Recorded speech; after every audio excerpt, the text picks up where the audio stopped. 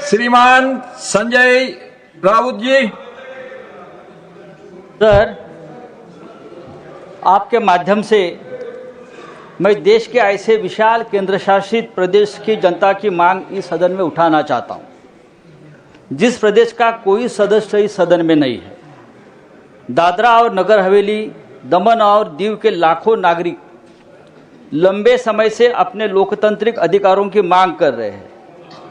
और उनकी मांग क्या है कि दादरा नगर हवेली और दमन दीव को एक विधानसभा दे दो और अधिकारी राज जो है, रेड टेप राज जो है, उनके बेड़ियों से हमें मुक्त कर दो।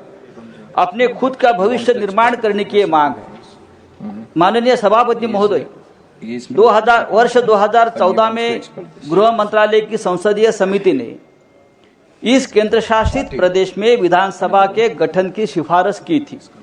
इस समिति ने अपने रिपोर्ट में न केवल गृह मंत्रालय को बल्कि राज्यसभा को भी सौंपी थी, लेकिन 12 साल बीत जाने के बाद भी यह सिफारिश धूल फांक रही है। क्या यह लोकतंत्र के प्रति हमारी कमिटमेंट पर सवाल नहीं उठाता? सर, आज इस क्षेत्र में विधानसभा का अभाव एक गंभीर समस्या बन चुकी है। चुने हुए जनप्रतिनिधि यानी नगर पंचायत, जिला पंचायत को शक्तिहीन कर दिया है और सारी सत्ता जो प्रशासनिक अधिकारी है उनके हाथों में केंद्रित हो रही है, जो अपने हिसाब से नियम कानून बनाते हैं और स्थानिक जनप्रतिनिधि को पूछते तक नहीं। विधानसभा न होने के कारण इस क्षेत्र का राज्यसभा में कोई प्रतिनिधि नहीं है। क्या आप उसे उचित समझते हैं कि भारत के एक हिस्से को संसद के उच्च सदन में अपनी आवाज़ उठाने का अधिकार ही न मिले? वहाँ के लोग सवाल उठाते हैं कि जब सिक्किम, गोवा, पुडुचेरी जैसे छोटे राज्य जिनके पास 1 या 2 लोकसभा की सीट है, सीमित राजस्व है, उनको विधानसभा का दर्जा आप दे सकते हो, तो दादरा नगर हवेली और दमन दीव को यह अधिकार क्यों नहीं?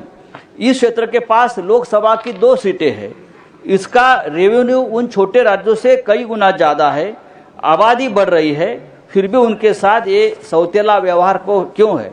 सर, पहले ये क्षेत्र पोर्तुगीज की गुलामी में जकड़ा था। आज आज़ादी के इतने वर्षों बाद भी ये अधिकारी राज के चंगुल में फंसे हुए हैं।